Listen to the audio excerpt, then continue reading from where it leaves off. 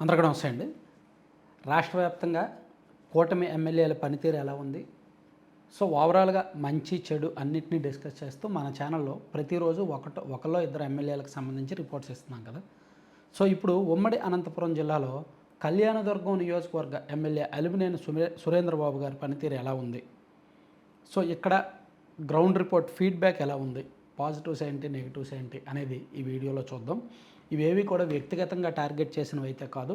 అక్కడ వస్తున్న ఫీడ్‌బ్యాక్ ఆధారంగా మనం అక్కడ అప్రమత్తం చేయడానికి అండ్ సమాచారం ఇవ్వడానికి మాత్రమే చేస్తున్న వీడియోలు. సో, ఇక్కడ విషయం ఏంటంటే యాక్చువల్లీ సురేంద్రబాబు గారి మీద అందరికీ తెలిసిన ఒక పెద్ద ఆరోపణ ఉంది. అందరికీ తెలిసిందే అది. అదేంటంటే ఈ స్టాంప్ డ్యూటీ కుంభకోణం. తెలుసు కదా! బ్యాంకుల్లో ఆస్తులు తనఖా పెట్టినప్పుడు స్టాంప్ డ్యూటీ ఎక్కువ కట్టాల్సింది, దాన్ని కుంభకోణానికి పాల్పడ్డారనేది ఒక పెద్ద ఆరోపణ. అది ఇప్పటికీ కూడా హైకోర్టు కూడా నోటీసులు ఇచ్చింది. ఎమ్మెల్యే గారితో పాటు ఒక 10 మందికి నోటీసులు ఇచ్చింది. ఈ ఆరోపణ జిల్లా మొత్తం బాగా వినిపించింది. కోర్టు నుంచి కానీ, ప్రభుత్వం నుంచి కానీ ఇంకా తదుపరి చర్యలు అయితే ఏమీ తీసుకోలేదు. సో, ఈయన అధికార పార్టీలో ఉన్నారు కాబట్టి సంథింగ్ మేనేజ్ చేస్తున్నారేమో అనేది ఉంది. ఇది జనంలో ఎమ్మెల్యే గారిని బాగా బలహీనపరిచింది అండ్ సొంత క్యాడర్లో కూడా బాగా బలహీనపరిచింది. అది ఫస్ట్ రీజన్ అండి. మరో విషయం ఏంటంటే ఎమ్మెల్యే గారు అసలు లోకల్లో అందుబాటులో ఉండేది చాలా తక్కువ. అక్కడ మన టీం వెళ్ళినప్పుడు పబ్లిక్తో మాట్లాడినా కానీ, ఈవెన్ క్యాడర్తో అండ్ సెకండ్ గ్రేడ్ లీడర్తో మాట్లాడే సందర్భంలో కూడా మోర్ దాన్ 80% మంది వ్యక్తపరిచిన అభిప్రాయం ఏంటంటే ఎమ్మెల్యే గారు అసలు అందుబాటులో ఉండట్లేదు. సో, అనధికార ఎమ్మెల్యే గారి మేనల్లుడు ఆయనే మొత్తం వ్యవహారాలన్నీ చక్కబెడుతున్నారు. పార్టీ అండ్ ప్రభుత్వ వ్యవహారాలు, పరిపాలన వ్యవహారాలు ఆయనే చక్కబెడుతున్నారు. ఎమ్మెల్యే గారు అసలు అందుబాటులో ఉండట్లేదు. మేము ఓట్లేసింది ఆయన మేనల్లుడికా ఆయనకా అనే ప్రశ్నలు కొన్ని చోట్ల తలెత్తుతున్నాయి. ఇది మరో మైనస్ అనమాట. ఇక మరొకటి ఏంటంటే ఎమ్మెల్యే గారి మరో బంధువు ఒక ఆయన ఉన్నాడు. ఈయన కర్ణాటకకు చెందిన వ్యక్తి. ఈయన ఇక్కడ లోకల్లో కొంత లిక్కర్ సిండికేట్లో వేలు పెట్టడం వలన ఈ నియోజకవర్గంలో అఫ్కోర్స్ ఇది రాష్ట్ర వ్యాప్తంగా ఉన్న సమస్య. నేను ఇక్కడ పర్టికులర్గా టార్గెట్ చేసి చెప్పడం లేదు. రాష్ట్ర వ్యాప్తంగా కూడా లిక్కర్ ఎంఆర్పి ధరల మీద ₹10 ఎక్కువే అమ్ముతున్నారు. ఈ నియోజకవర్గంలో కూడా ఎంఆర్పి మీద ఎక్కువే అమ్ముతున్నారు. అండ్ బెల్ట్ షాపులు కూడా ఎక్కువగా ఉన్నాయి. బెల్ట్ షాపుల నుంచి అండ్ వైన్ షాపుల నుంచి కొంత ఎమ్మెల్యే గారి పేరు మీద కొంత కమిషన్ బయటకు వెళ్ళడం ఆయన్ను మరింత బలహీనపరుస్తుంది. ఆయనకి తెలిసి జరుగుతుందో తెలియక జరుగుతుందో ఒకసారి చెక్ చేసుకోవాలి. అలాగే సెట్టూరు మండలం వెదకల్లు గ్రామంలో కొండ నుంచి గ్రావెల్ తవ్వకాలు జరుగుతున్నాయంట. సో, అది లోకల్లో అధికార పార్టీ నాయకుల మీద కొంత ఆరోపణ ఉంది. అలాగే ఎమ్మెల్యే గారి సొంత కన్స్ట్రక్షన్ కంపెనీలకే ఇక్కడ నియోజకవర్గంలో పెద్ద పెద్ద కాంట్రాక్టులన్నీ వెళ్తున్నాయి. ఇప్పుడు ఎమ్మెల్యే గారికి ఏం తక్కువ? ఏదైనా సాధారణంగా ఎమ్మెల్యేలు చేసేది ఏంటంటే నియోజకవర్గంలో ఉన్న సెకండ్ గ్రేడ్ లీడర్స్కి లేదా కార్యకర్తలకి పనులు ఇచ్చేస్తారు. ఒక 25 లక్షల పని ఉందనుకోండి, దాన్ని డివైడ్ చేసేసి ఒక 5గురు కలిపి చేసుకోండి అని చెప్తారు. చేసుకొని తలో 50,000 ₹1,00,000 మిగుల్చుకోండి అని కార్యకర్తలు బాగుంటేనే ఎమ్మెల్యేలు బాగుంటారు అనేది ఉంటుంది.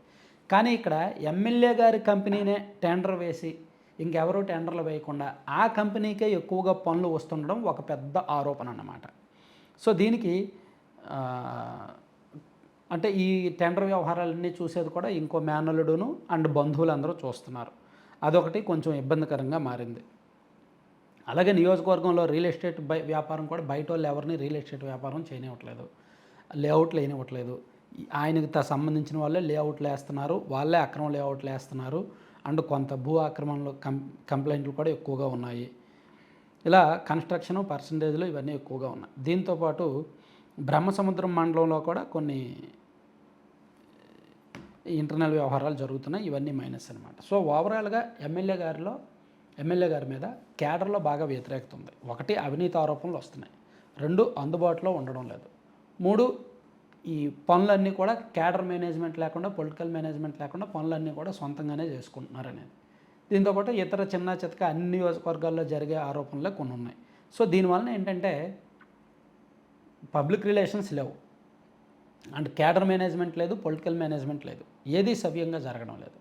దానివలన ఈ నియోజకవర్గంలో పోని బీభత్సమైన అభివృద్ధి పనులు ఏమైనా జరుగుతున్నాయంటే దానికి సంబంధించి ఎమ్మెల్యే గారు చేస్తున్న ప్రయత్నం కానీ, లేదా అధికారులను తీసుకొచ్చి ఇక్కడ సమస్యలు పరిష్కరించడం కానీ, ఎన్నికలకు ముందు ఇచ్చిన హామీలను పరిష్కరించడం కూడా ఏమీ చేయలేదన్నమాట. సో, దానివలన ఈ నియోజకవర్గంలో పార్టీ చతికిల పడింది అండ్ ఎమ్మెల్యే గారి పెర్ఫార్మెన్స్ బాగలేదు. 10కి 2.5 అంటే 2.5 అవుట్ ఆఫ్ 10 అనుకోవచ్చు ఇక్కడ రేటింగ్ ఓవరాల్గా.